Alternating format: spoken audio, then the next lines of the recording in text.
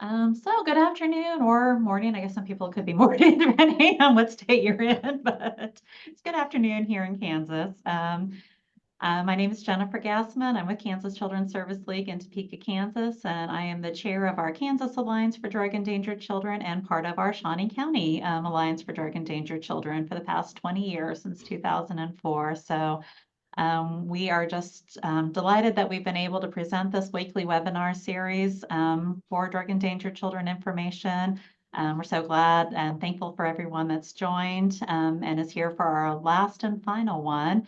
And today is a special day because it's Drug Endangered Child Awareness Day. And I'm going to let Stacy say a little bit more about that.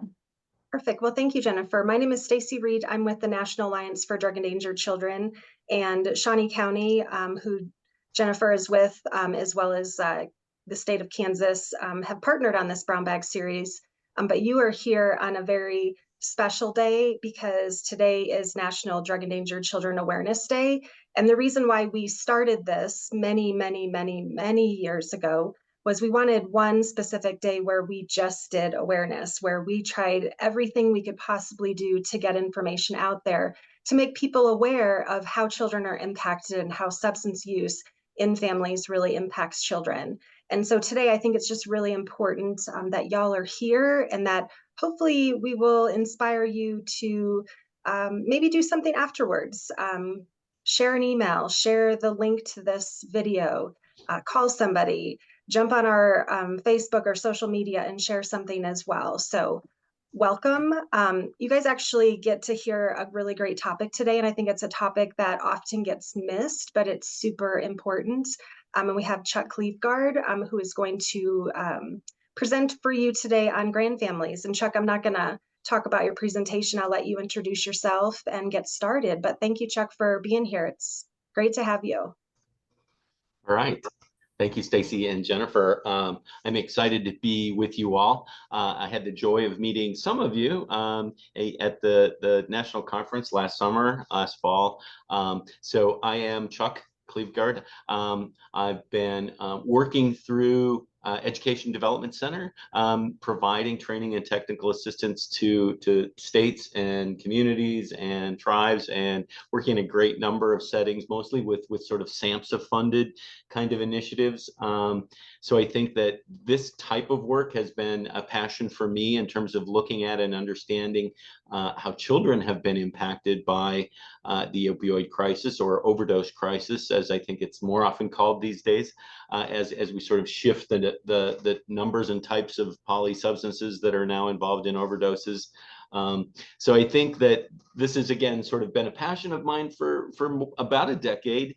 But I think in terms of my understanding of how it impacted child welfare and foster care, and in particular from 2012 on, the sort of huge sort of increase of children coming into systems in states that had parents that were either overdosed, incarcerated, or simply unable to care for them because of their either substance use disorder or opioid use disorder, and sort of understanding how that brought a really important frame to the work that we were doing in prevention, in terms of understanding the importance of thinking about both populations, both the children and then those caregivers, largely, again, sort of kinship providers in that term, meaning that relatives who end up taking on the responsibility of being caregivers. And when I say kinship, I think in the majority of states around here, in the Midwest and around the country where I've spoken, most kinship providers are in fact grandfamilies or grandparents that have taken that role of raising their children's children. So I think, so know that this has been a passion for me, and it's been one where I've had the opportunity both to work in it and to be able to have resources to better understand it with some formative research support. So EDC, or Education Development Center, Prevention Solutions, where I work, has done a lot of that work in terms of understanding kind of what should we do about it? What does it look like? How are people impacted? In particular, how children and grandfamilies themselves are impacted by the situation and the conditions and the circumstances they find themselves in as becoming caregivers.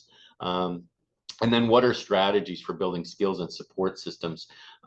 We certainly have learned along the way that I think in traditional substance misuse prevention, we look for evidence-based programs and practices that align with changing a risk factor. And this work is absolutely critical to change systems in the way that we work and serve families. So it impacts child welfare, criminal justice, foster care. Every aspect in community sector is impacted by what happens with children and families in this way. So the work quickly became clear that this was about systems change.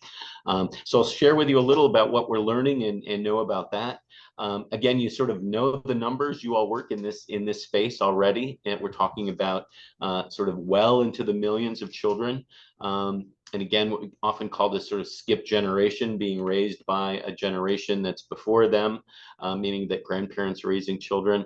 I think that there's a lot of great data sources, and I'll share a couple of them as we move through. You'll see sort of data sources at the bottom of a slide that you can look at and look up impacts in your own neighborhood, in your own town. Census data has a great web page for grand families where you can look it up by county or again or city if the town is big enough, so that you can see the number of children that are being placed in foster care and with a kinship provider. And again, largely that's often a grandparent, most often a grandparent. So in that same way, I think that overdose has been a sort of a long history. I started my own journey with overdose prevention. I lived in Massachusetts and worked for the Department of Public Health for a period of years, and started to understand the prevention systems way back in the sort of mid 2000. I mentioned since 2012 is when we saw the sort of biggest influx of children coming into state systems because of parents that were either overdosing or incarcerated or unable to care for. We certainly saw some things happen during COVID. It's certainly worth mentioning that we saw a lot of states were leveling off with regard to overdose, or plateauing off still with unacceptably high numbers of folks dying and overdosing. But in fact, it looked like we were finally in some good news, and then sort of saw again a spike happening. And now again, we starting to see, depending on where you live in the country, that's leveling off. But we still see huge influxes of children coming into systems, and states struggling to figure out how to finance it, how to pay for those services, how to deal with those issues. So lots, again, sort of because folks with opioid use disorders include men and women. We see more and more pregnant women coming into the system post 2015. So the part of that sort of increase, even after COVID, we still see lots of parents with young children being impacted.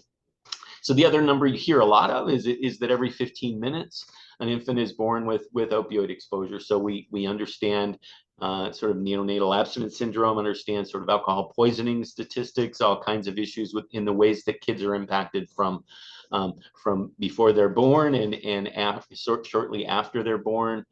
So again, sort of those numbers continue to increase. Number of children who live with a parent who is using heroin is increased. Again, those numbers continue to go up and up. And now is again moving from heroin to fentanyl and again, sort of additional sort of issues, xylazine, sort of the complexity of the drug scene as you understand it and hear about it in the work that you do every day impacts children very directly, and in terms of those numbers.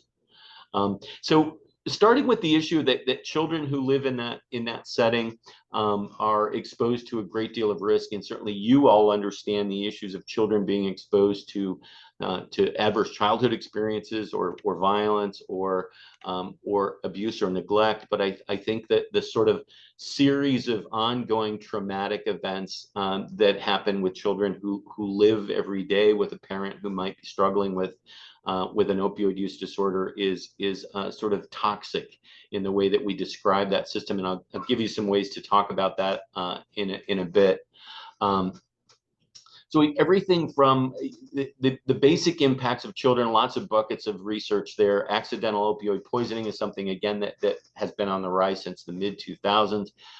Lots of impacts on parenting, as you would expect, the ability of to have that sort of stability and predictability, and stable issues, as we know that the sort of most important hallmarks of sort of safety for children have to do with both stability and consistency, and those things are challenging for someone struggling with substance use disorder. Family environment is certainly impacts them. Often family disillusion, meaning that the loss of a parent or both parents, or the sort of, again, sort of being placed in a different system, or being placed with a relative, all very traumatic events for a child, and again, with varying degrees of impact depending on developmentally how that child is, how old the child is, as well as sort of how well they may have had some resiliency or other factors to deal with that issue. So parents going to treatment has been another issue that impacts children in lots of different ways. Parents are often motivated to go to treatment when there is a child there, so sometimes that's both seen as a positive thing and potentially in other cases as a negative thing. I think when we think about medication-assisted recovery or medication-assisted treatment using buprenorphine or other methadone or other substances to help folks deal with treatment using medications, a lot of times women don't have the same level of access. In particular, pregnant women in some states can't participate in these kinds of programs. So again, there's sort of lots of issues that are layered in here in terms of how children are impacted by those issues. Also, the relationship itself, there's a fair amount of research in terms of what we're understanding about opioid dependence and how it affects children and their relationships with their parents. Lots of evidence that children have significant health problems, mental health problems, school adjustment issues. So a whole range of issues, in particular, sort of lasting issues with regard to mental health that carry them well into adulthood. One of the sort of more concerning issues is about the relationship in terms of greater disorganized attachment. Probably the best way to talk about this issue of attachment is that as adults diagnosed with attachment disorder almost always have these issues in their childhood, and that it starts very, very young.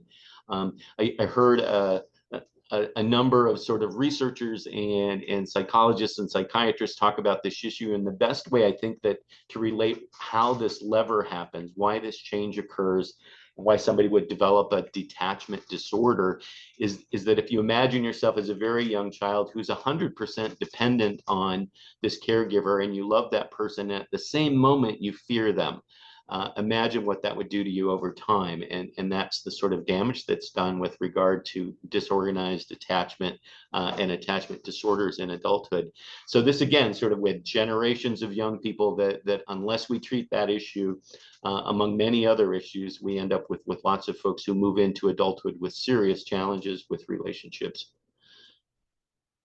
So impact on caregivers, again, we sort of found buckets of research to better understand what happens with that caregiver themselves. Lots of complex mental and behavioral health needs of the children coming into these homes.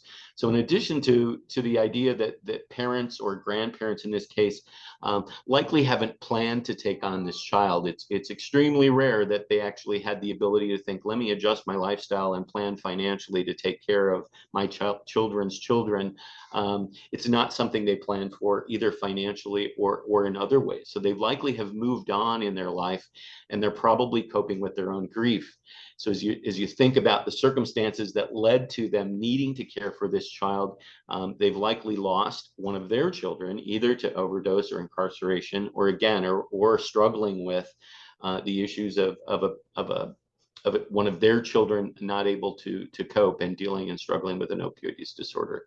So raising a second family is most often reported in that literature is the challenge around that emotional piece. But I think a close second is reported are the financial challenges. If you think about most of us, even if you planned well for your retirement, you probably didn't plan to raise a child when you were 60 or 70 or 80 years old.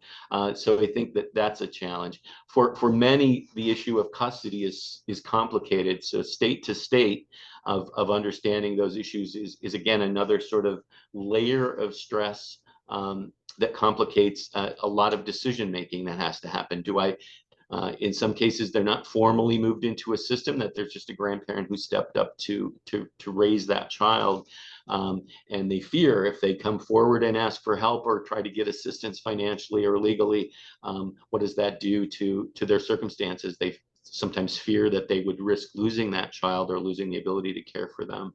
So foster care is confusing, again, for many, especially since they didn't place themselves in that circumstance. They found themselves there often. And a lot subvert their own needs, meaning if I plan to sort of retire and have a certain kind of lifestyle and play golf and or just hang out and have a more relaxing sort of senior years, that those things don't happen. So those things all get put on the back burner for lots of families.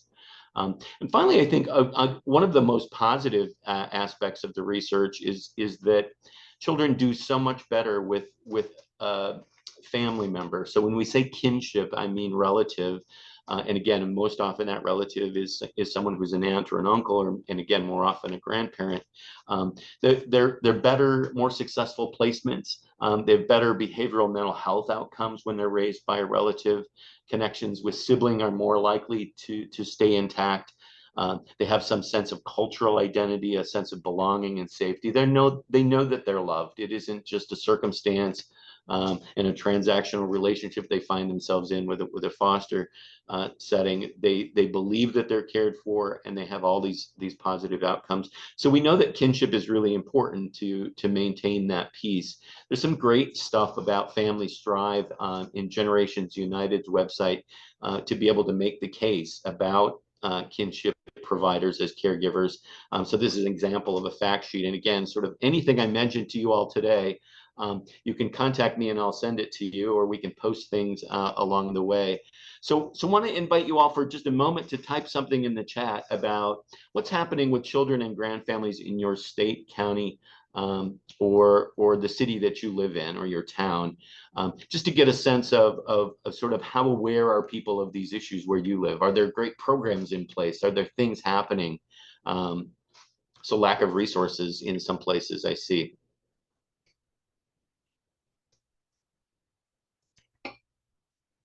So type anything at all that you're aware of, or if you feel like I'm not sure, put that in there. I'm not sure what's going on. I'm not sure how this is coordinated.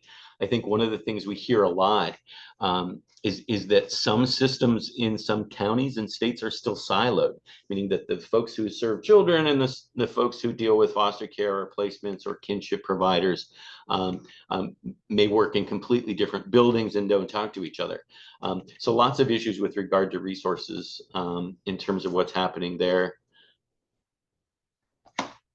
All right, so this is again a sort of a framework we created. Imagine that these lines here are in fact barriers, but I'll share with you the sort of on the side on the left are the issues that impact children, and on the right are the issues that we've uncovered in that research that are typically showing up for the caregivers on themselves. So on the left, trauma and ACEs, the displacement issues, adjustment issues. On the right, with caregivers, the sort of financial issues, custody issues, and basic parenting and childcare are the most significant challenges. So we find, again, in that same level of research, is that there are evidence-based programs to deal with the trauma and ACEs. There are evidence-based approaches, programs, and services that deal with displacement issues and adjustment issues, everything from tutoring and mentoring. And on the side of caregivers, lots of evidence-based practices to make systems change, to make resources more coordinated and more accessible, more affordable, as well offering legal support. A lot of states have sort of stepped up and found ways to consistently provide guidance for caregivers about custody, guidance for caregivers about benefits, everything from food programs to other kinds of legal benefits or financial support that they have to figure out how to navigate. And finally, lots of training and support, everything from support groups to training curriculum that exists to help better both train and support caregivers who are taking on, again, a child who's likely been traumatized in some significant ways and has some issues, not just with adjustment, but with some bigger issues around trauma, displacement, and adjustment. So saying some things about trauma and ACEs, again, is something we're familiar with. Adverse childhood experiences really was the work of Kaiser Permanente over a dozen years ago. We've understood that children who grow up in settings where one or more parent has a substance use or opioid use disorder more likely have significant exposure to adverse childhood experiences. They're more likely to deal with substance misuse themselves, smoking, chronic health problems, mental health issues, all kinds of challenges with regard to ACEs. Over time, again, they sort of build up and create toxic stress. I mentioned at the beginning, the fact that this is repeated exposure, it's daily, it's something that they encounter repeatedly over time, and that toxic stress creates sort of a fight or flight response with hormones being released that again sort of create challenges with regard to relationships, with school functioning, other executive functioning. So lots of impacts on sort of the ways that they're coping with that issue in terms of their own brain development along the way. In general, displacement, for whatever reason, we certainly know that neglect still leads the number of the most often reported issue with regard to placement in foster care. But in terms of adoption, there's still lots of what we would call disenfranchised grief, a lot of grief that needs to be acknowledged and validated and dealt with. The fact that we've taken a child away from not just the setting that they're used to and the familiarity of their home, but we've broken that parent-child relationship in that case. So lots of grief issues and all of that. There's a lot of, again, good study information that we understand that unaddressed, that sort of disenfranchised grief can lead to depression, anxiety, other kinds of mental health issues, depression, as well, post-traumatic stress, oppositional defiance, all things that again have been strongly linked and associated with some of that issues of unresolved grief from that displacement. So adjustment and learning, I think there's more and more information about understanding the academic, behavioral, and social outcomes. Sort of trauma-informed learning environment is something we're learning more and more about. Again, the sort of that chronic stress leading to that fight, fleeing, or response, showing up with lots of learning issues, everything from learning and cognition being disrupted to behavioral problems, as well as sort of socialization issues. So those are the three big pieces of sort of important issues to think about and support your school system in dealing with, have to do with learning, cognition, behavior, and how they're supporting that issue, as well as socialization. Certainly some young people are more resilient to this issue, and support structures to adapt to these adverse experiences can be built across those systems. So we know, again, from that same fact sheet, that children do best when caregivers receive the supports that they need. So what are some examples of the kinds of issues that they face? Sort of, again, we mentioned earlier that with little notice or time to prepare, often they're taking on a situation that they weren't prepared for or planned for. Issues most often reported by caregivers: healthcare, childcare, adequate food and housing, clothing, school fees. They may have not even had transportation issues and given up their own car in some cases. So everything from understanding how to navigate WIC and SNAP to figuring out how am I going to get this child to these activities and be able to deal with the school issues. Again, sort of even math being far different or more complicated than math was 20, 30 years ago. Lots of issues with legal, worry about losing custody, risk ineligibility for programming is one of the greater fears about coming forward and asking for help, custody being really complicated. Sort of legal support around the areas of custody, guardianship, understanding power of attorney, foster care systems, the school, navigating healthcare, as well as grandparents' rights, and state laws and legislation are significantly different and vary from state to state. So knowing that has to be state-specific kind of support along the way. So lots of turmoil, which I've mentioned, sort of the way that impacts their own guilt in dealing with their own child's substance use disorders. A lot of grandparents, grandfamilies saying we're not psychologists, we're not trained as addictions counselors, and yet we're navigating very complicated mental health, behavioral health, and substance use disorder issues with children in their immediate family, and then again the impacts on the kids that they're dealing with. Child development issues, academic support, managing schedules, lots of cognitive and emotional demands on grand families in that case. So moving into, again, some of what I think is the good news of thinking about resilience, strengthening families, promoting positive norms, teaching healthy relationships. So these are examples of programs. And again, as those of you who are at that stage of looking for evidence-based programs to deal with one or more of these buckets that we just highlighted in that framework, you can reach out to me and I'll send you more of a guide for finding evidence-based practices. What shows up a lot in the literature is CBD, or cognitive behavioral interventions, including for separation issues, as well as that sort of disorganized attachment disorder can be alleviated or even prevent some of the impacts of that with cognitive behavioral interventions. Fostering Healthy Futures is a program that's often used, or Best Start. Celebrating Families is something that's long been used in the substance misuse field, and also has shown to deal with and buffer some of the impacts that we just mentioned, as well as building resiliency. Families Actively Improving Relationships, Family Live, Positive Childhood Experiences. So as sort of the other side of adverse childhood experiences, there's been a great deal of research done by Hope Organization, as well at Tufts University in Massachusetts, to look at understanding, can positive childhood experiences serve as some buffers in some ways. So I'll share with you a little bit about that research as well in a moment, about how to find out about positive childhood experiences. We've seen from the initial research is that they have the same kind of relationship. If you have more positive childhood experiences, more likely to have resiliency, and that there'll be buffers against some of the negative experiences. And they're sort of working across different settings in lots of different ways. A lot of good programs that deal with relationships and relational kinds of programs, attachment and biobehavior, behavioral programs, ABC, child interaction therapy, psychotherapy, trust-based relational interventions. And again, these are all things that show up in evidence-based registries, which I'll show you how to find in just a moment. So parenting, tutoring, and mentoring, again, lots of important sort of ways to think about the sort of impact of children moving from one school district to another.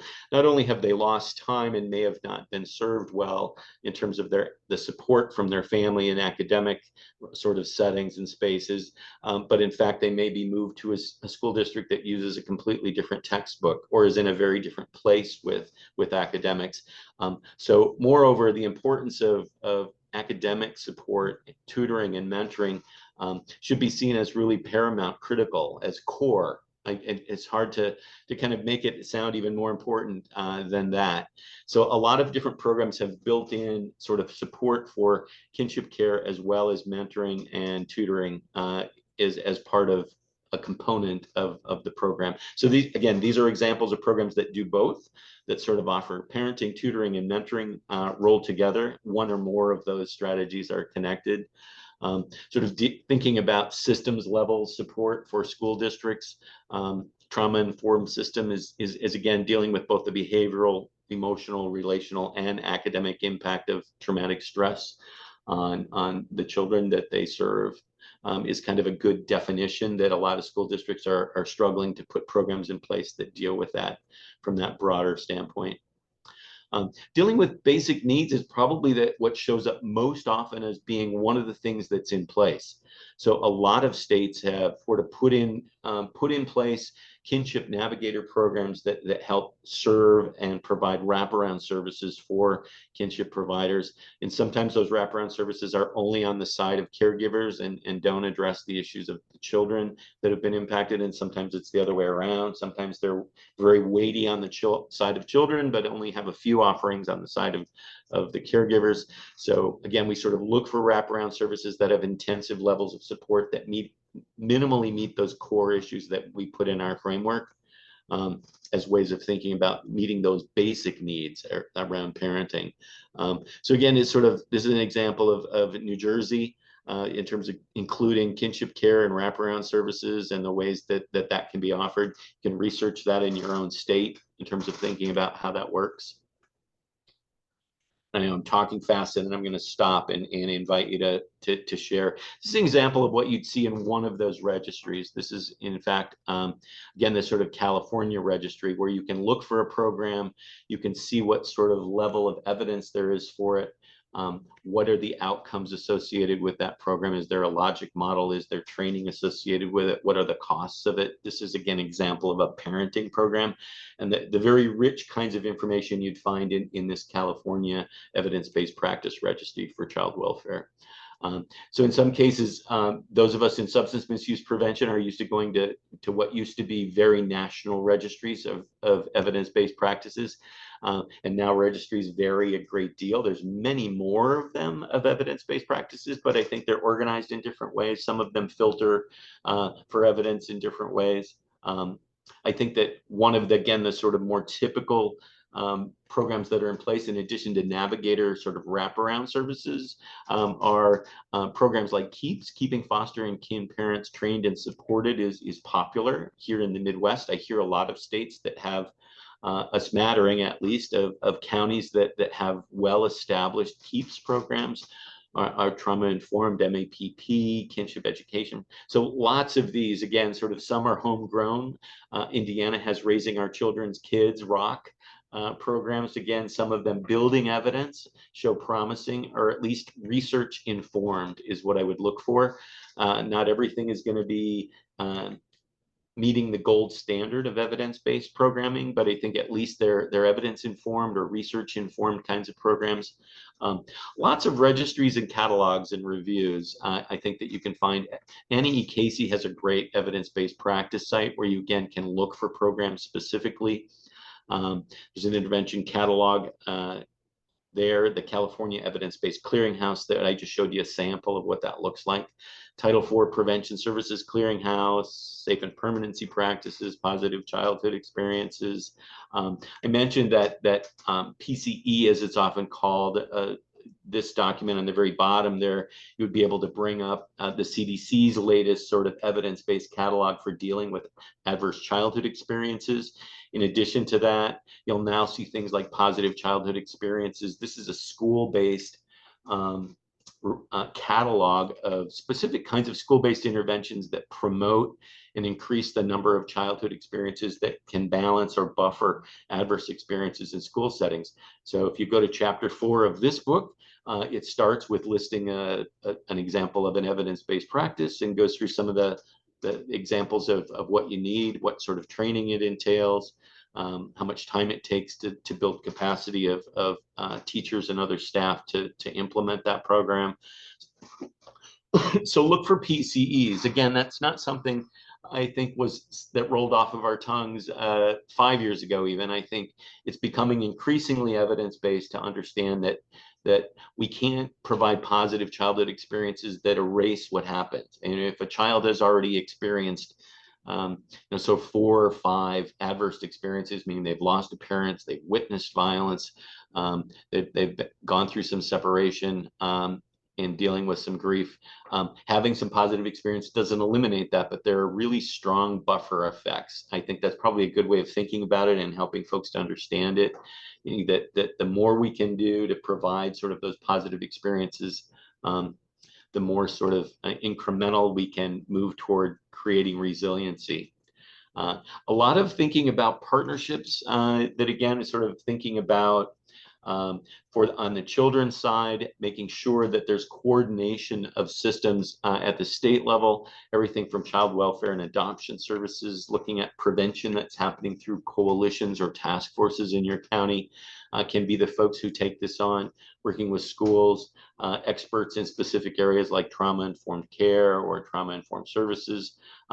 Obviously, I would say law enforcement on both lists. I have been a part of the partnership traditionally, historically, with DEC, the ways in which you work with community segments already, thinking about how to leverage those.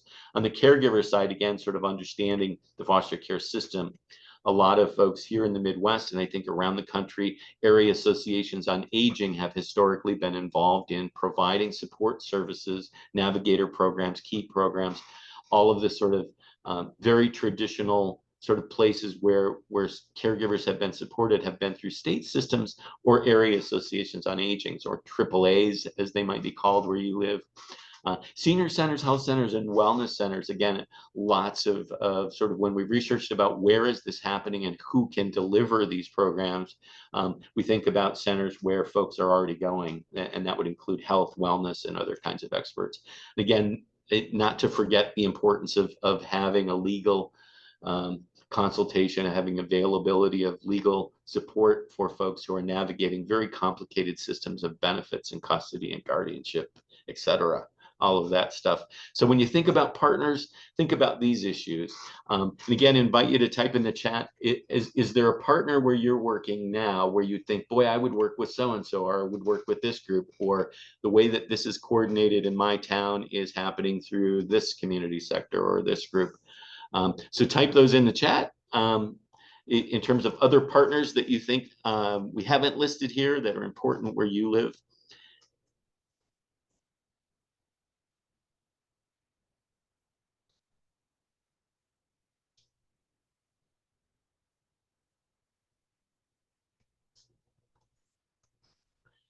And I feel like I've been talking quickly, so I want to remind you about sort of this framework and talk about how you can use this.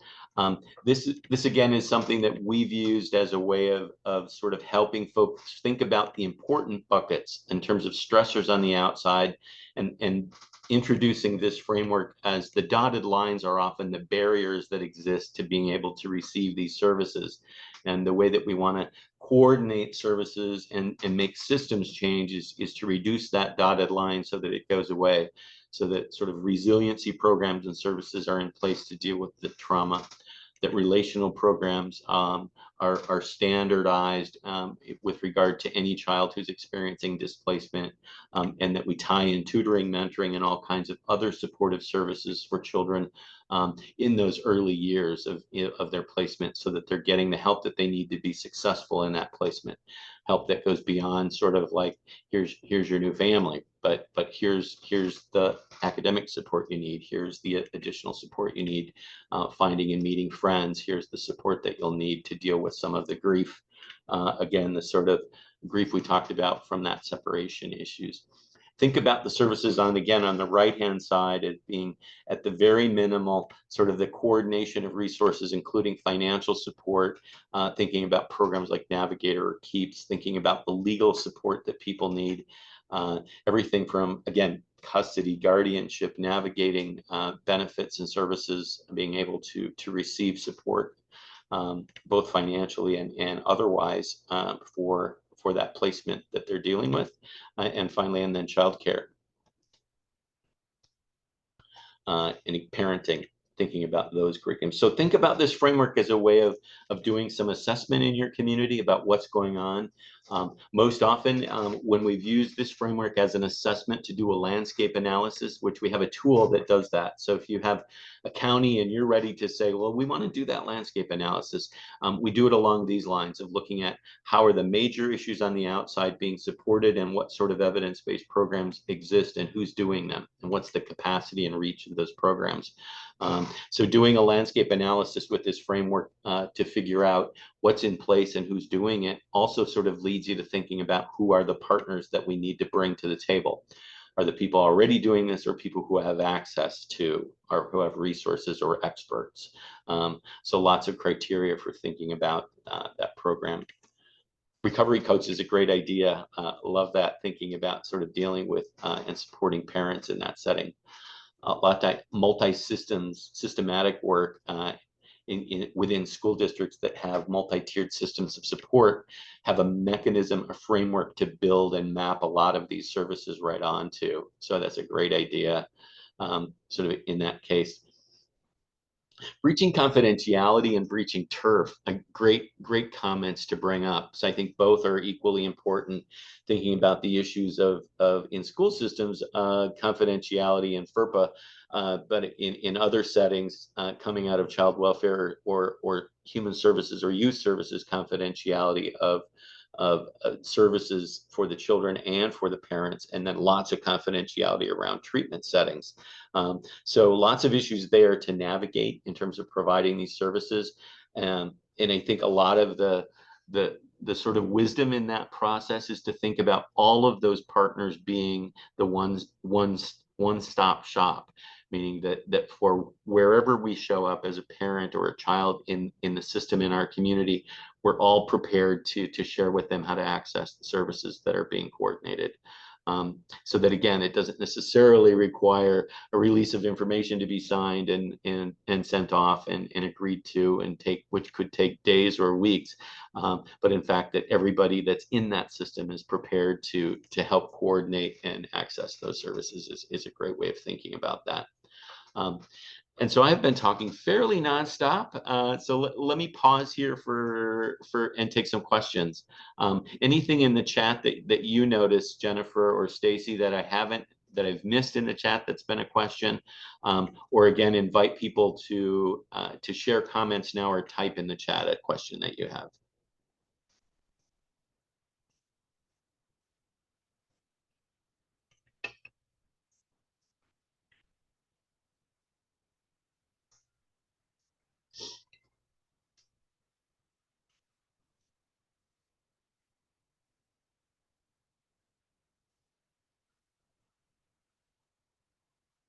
I'm not seeing anything in the chat in regards to questions. Lots of great comments that I think everybody should run through and look at. Cool. Any questions so far from anybody? Please feel free to put them in the chat, and Chuck is obviously answering those as we kind of go, but we don't want to miss them either because there's a lot of things in the chat. And while you're typing, I'll take a moment and share a little bit more with you.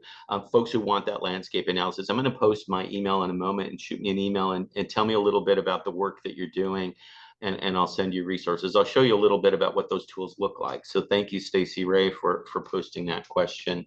So this is, again, you all can have this presentation. I hope that you'll use it in that way. So not only can you have the PDF, you can have the slides as they are written in this PowerPoint and with training notes attached underneath them. It's my hope that you'll raise awareness using this kind of work in a way so that people can see the importance of addressing those issues.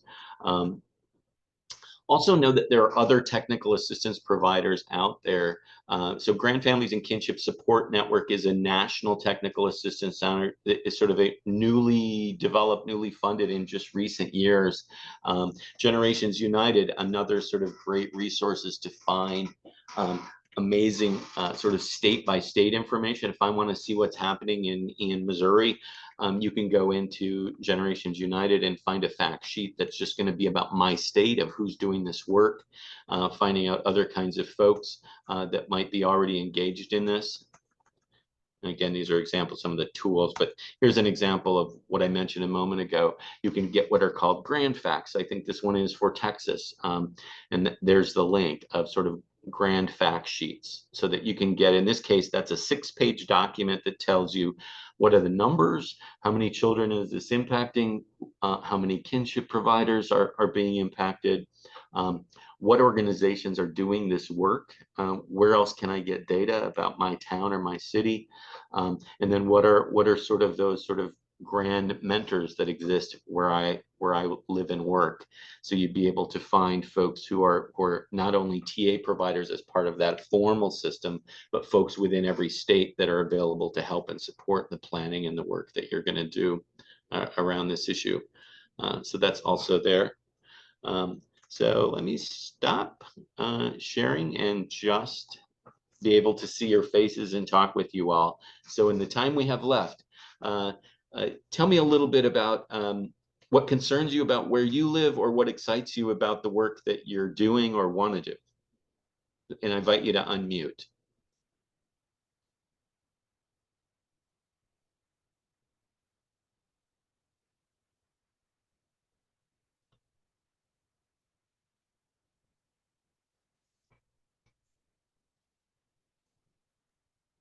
it excites me to see that the system, systemically, I think we're getting closer to crossing over to help each other and trust the other systems. And for so long, and you know, my background is 42 years in education and educational administration. And one of the, you know, we get into what you said, the confidentiality issue, you're on the chopping block for anything to cross information, and different organizations coming in saying, we can't share information with you, but yet the teacher needs to know that perhaps the child has been, the trauma has been food deprived. Something so simple as that. And Right. they can't share that, you know, in foster care or whatever. But I do believe it is getting closer to the fact of, like you said, the wisdom of having all of the children, all of the systems that are working with the children to address it. They're all in it for the same reason, to bring positive world to that child. So rather than thinking that other side that is CYA, CYA. Exactly. And I would say there's legislation, Linda, that's kind of supporting and requiring that. So there's been a number of reports to Congress about the coordination of systems and funding that needs to be both, in some cases, new funding needs to be made available. In other cases, it needs to just be coordinated better. And that's at the level of Congress that they're looking at it from the standpoint of grandfamilies, grandparents raising grandchildren, in particular, and keeping the emphasis on both sides. The children are impacted as well. Like I said, so you're hearing my biggest bias is that too often it's like either about the kids or about the caregivers, and it has to be about both. Because if you fail to support one side or the other, that placement won't be successful. So love that systems are talking to each other, and that coordination is at the level of sort of state government. Here in Illinois, where I live, the Governor Pritzker has signed legislation around requiring coordination of services for grandfamilies, which is really cool. So I wouldn't say that's not happening everywhere, but sort of looking at and researching it from the standpoint of what's your state government doing, what is systems doing, what's happening with the coordination, often at a county level. You think about area associations on aging often are knowledgeable about what's being done or not done and what needs to get better coordinated. I think that's part of that landscape analysis, is finding out from the folks who work directly in these systems what's missing, what's not happening yet. You spoke of the value of you know, placement being in the families. What do you do when the historical reference is the abuse is systemic in the sense of the family, has every generation has had that issue, and then it's not such a good placement because they don't know at all anything other than the abuse system. Right. So intergenerational systems is like, where are the healthy folks in that family who weren't impacted by that? I think that, that's sort of a double-edged sword, Linda. I think sort of the early protections that happened across the country happened with Indigenous folks and Indigenous placements because of historically, sort of our country of taking children away from American Indian, Alaska Native families and placing them in other settings. And it's now by law that it has to be kinship first, in this case, tribe, Indigenous, and sort of that has to be. And I think they tried to mirror that process in requiring kinship without understanding what you're saying, the complexity of the fact that there's intergenerational substance use disorders, meaning that if this is a parent who developed an opioid use disorder, likely came from a grandparent who had either a substance use disorder or an opioid use disorder. So that has to be a careful part of the process. I think that intervening across intergenerations is also possible, sort of looking at the opportunity of that loss being a chance to to do some intervention across Mhm. generations. But you're absolutely right. It shouldn't be assumed that this family, even if an aunt or an uncle is available or a grandparent is there, that is going to be the best placement simply because the research says kinship is better. It still has to be carefully considered about how functional and are there opioid or substance use disorders in that immediate family. So I Good think we have a question from Lori Martin. Okay.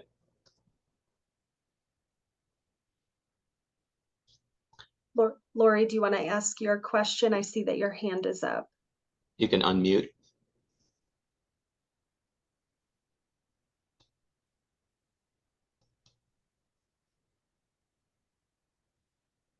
So we can't hear you. So if you're having issues with your audio, if you want to type it into the chat, that would work too.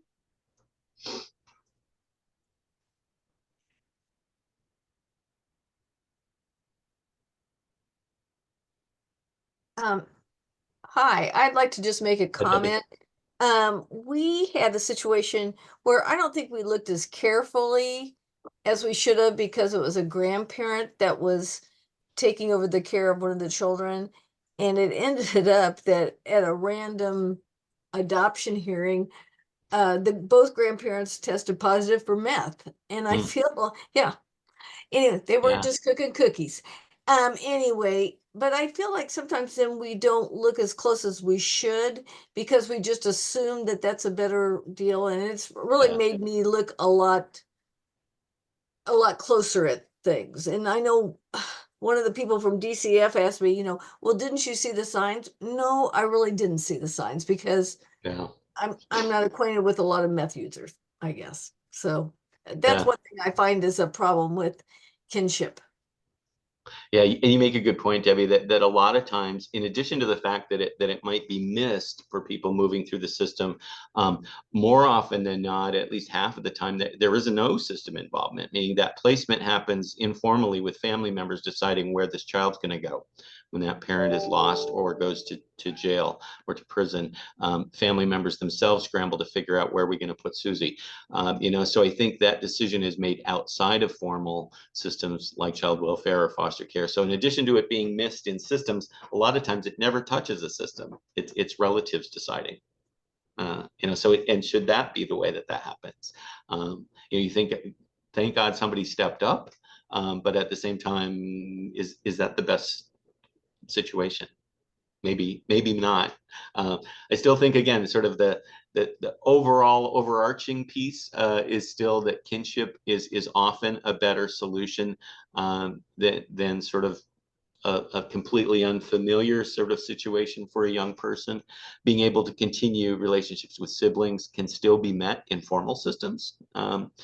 Being able to continue and maintain culture can still be something that's attended to in formal systems. So some of what I mentioned about that's positive for kinship isn't automatically happening in formal systems. But it can be addressed.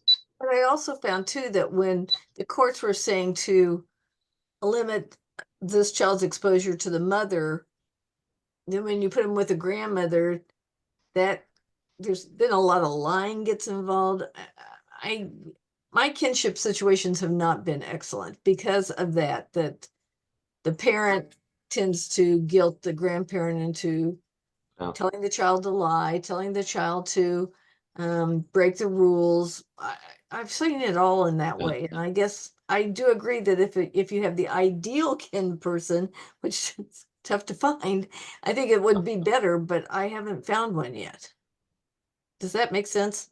It does. You're sort of painting the scenario of sort of the reality of what happens, and the importance, even greater importance, of making sure that those supports are in place.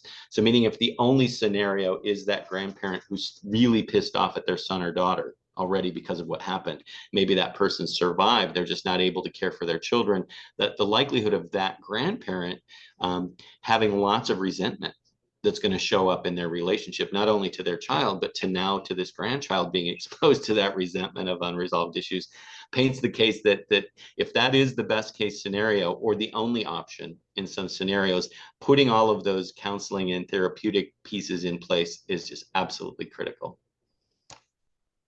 So I agree with you that not ideal. Most often it's not ideal, but I think making sure that each of those support systems is there, it offers a better chance that some of that will be successful in terms of that placement. But whether they are in relative placement, in kinship placement, or a foster setting, that focus on the importance of not cutting ties with the family, the relatives, if possible, to have that in the forefront, to continue that, they're not on their own, but in the past, systems may have looked at it as it's a foster case done, and that's not done. It's how do we keep those connections going so that they see their brothers and sisters or that. So I think all of these are really great points. I do want to be mindful of everybody's time. We are happy to stick around for a couple more minutes, but I just want to thank everybody for joining the Brown Bag series and thank Chuck Klevgaard for talking about grand families and opening up that discussion and getting people to think differently about this drug epidemic out there and how it's really impacting not just the children and not just the parents, but all of the generations that are wrapping their arms around these children and trying to help. Chuck just put his email in the chat, and we'll be posting this on our YouTube as well. But thank you for joining. Jennifer, did you want to say anything else?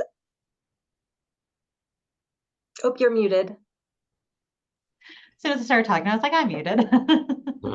I also wanted to say thank you to everyone for joining this. Thank you to National DEC for helping Shawnee County out with this. I also put my email and our Kansas DEC website address in the chat if anyone wants to reach out to me for further information. If you message on the website, that will come to me. So happy to help anyone who has any follow-up or questions. Perfect. So thank you everybody for joining us. We'll stick around for other questions if you want to stick around just for a couple minutes. Otherwise, y'all are free to go. We hope to hear from all of you. If you have questions, concerns, comments, want to connect, want more information, you have all of our emails. So thank you very much. Great to meet you all.